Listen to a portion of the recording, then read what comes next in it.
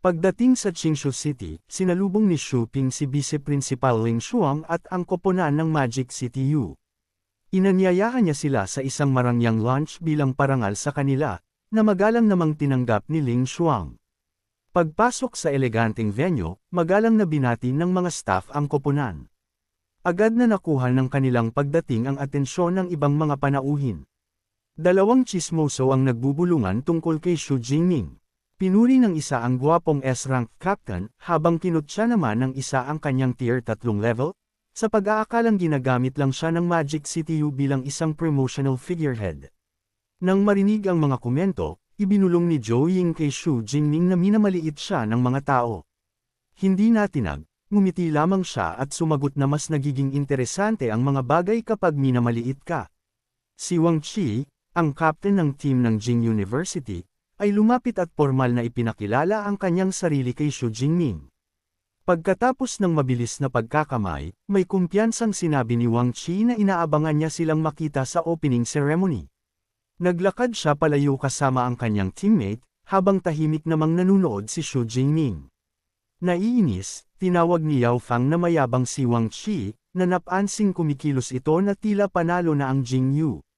Gayunpaman, itinuro ni Zhou Ying na ang karibal na captain ay may karapatang maging mayabang dahil siya ay isang tier 4 na high rank na may pseudo S-rank ability na tinatawag na Heavenly Universe Meteorite. Ikikuyom ang kanyang kamao, galit na nangako si Yao Fang na dudurugin ang kanilang kay-abangan sa paligsahan, hindi papayagang maulit ng Jing Yu ang kanilang nakaraang tagumpay. Inalis ang tensyon, iminungkahi ni Xu Jingming na mag-focus muna sila sa pagkain, at sinabing kailangan na niyang pumunta sa high-speed rail station para sunduin ang kanyang mga bisita. Samantala, may dumating na tren sa rail station ng lungsod. Sina Tang Qi, Zhou Mingyang, at Meng Di ay bumaba. Humahanga sa magandang arkitektura at mahusay na serbisyo ng abalang terminal.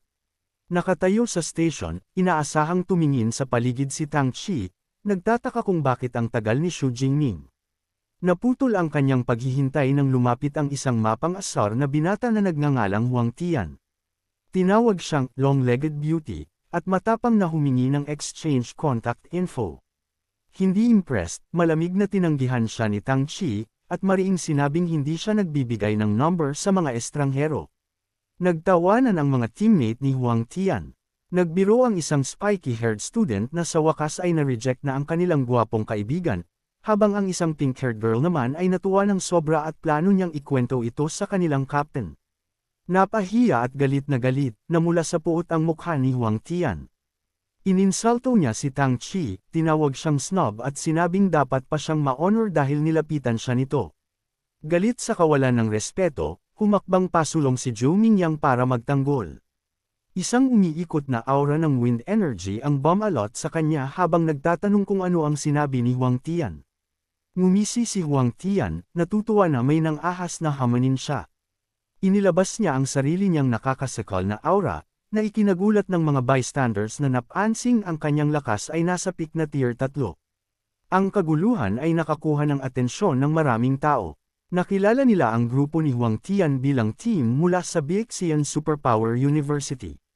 Tinukoy nila ito bilang vice captain at nagtataka kung magkakaroon ba ng laban. Naramdaman ang malaking agwat sa lakas, pinagpawisan ng malapot si Zhou Mingyang. Nakita ang panganib, hinawakan ni Tang Qi ang braso ni Mingyang at pinilit siyang umalis, pinapayuhang huwag bumaba sa level ng bully. Ang isa sa mga teammate ni Huang Tian ay nakialam para pakalmayin ang sitwasyon, pinaalalahanan siya na narito sila para sa tournament at hindi dapat sirain ang reputasyon ng kanilang universidad. Napilitang umatras, agresibong itinuro ni Huang Tian si Zhou Mingyang. Nagbabala siya na hindi niya sila papakawalan ng madali kung hindi lang dahil sa tournament, at kinutya ang witier isang status ni Mingyang na walang kwentang maging bayani. Dumura sa lupa dahil sa pangungutya, tatalikod na sana si Huang Tian para umalis pero biglang nakabangga ng taong nakatayo mismo sa kanyang daraanan. Nagulat, tumingin si Huang Tian sa itaas at nakita si Xu Jingming na nakatayo sa harap niya. Sa mga kumikinang na mata at nakakatakot na titig, malamig na tinanong ni Xu Jingming kung sapat ba ang kanyang lakas para ipagtanggol ang kanyang mga kaibigan. Nang matakot si Huang Tian na sumagot, nag-ipon si Xu Jingming ng gintong kidlat sa kanyang palad, malamig na nagsabing ang kanyang pananahimik ay sapat na sagot na. Nang walang pag-aalinlangan, nagpakawala si Xu Jingming ng lightning-infused backhand slap sa mukha ni Huang Tian. Damaloy ang dugo mula sa bibig ng bully dahil sa lakas ng tama. Bago pa siya makareact, hinawakan siya ni Xu Jingming sa buhok at binigyan ng brutal na tuhod sa sikmura, na nagdulot ng shockwave sa hangin. Bumagsak ng mabigat si Huang Tian sa sahig, umuubo ng dugo at hawak ang kanyang tiyan habang nakatayo si Xu Jingming sa ibabaw niya. Ang mga mukha ni Tang Chi at Zhou Mingyang ay nagliwanag sa tuwa habang tinatawag ang kanilang kaibigan. Nagmamadaling tumulong ang mga BXCN students sa kanilang sugatang vice captain. Nakilala si Xu Jingming bilang ang malakas na captain ng Magic City U, binalaan ng spiky-haired student ang kanyang mga kasama na huwag nang lumaban, at nagpas siyang hintayin na lang ang kanilang sariling captain. Samantala, isang excited na bystander ang nag-record ng insidente sa kanyang phone, malakas na sinasabi sa kanyang viewers na ang S-rank captain ng Magic City ay binugbog ang vice captain ng BXCN. Ang spiky-haired BXCN student ay tumitig ng masama kay Xu Jingming at galit na nagtanong kung bakit niya inatake ang kanilang vice captain ng walang provocation. Itinuro ni Xu Jingming sina Tang Chi at Zhou Mingyang, na nagpapaliwanag na bagamat hindi nila siya direktang pinrovoke, nagkamali silang harasin ang kanyang pinsan at kaibigan. Nang marinig ito, tumingin ang dagwang si Huang Tian ng may panik. Natigilan ang madla ng isang binata na may grayish-blue na buhok ang lumapit. Siya si Ji Hui, ang captain ng BXCN team. Nagbuntong hininga si Ji Hui, tinanong ang kanyang team kung paano sila nakagawan ng ganoong kalaking gulo sa maikling oras na ginugol niya sa pagbabayad ng bill.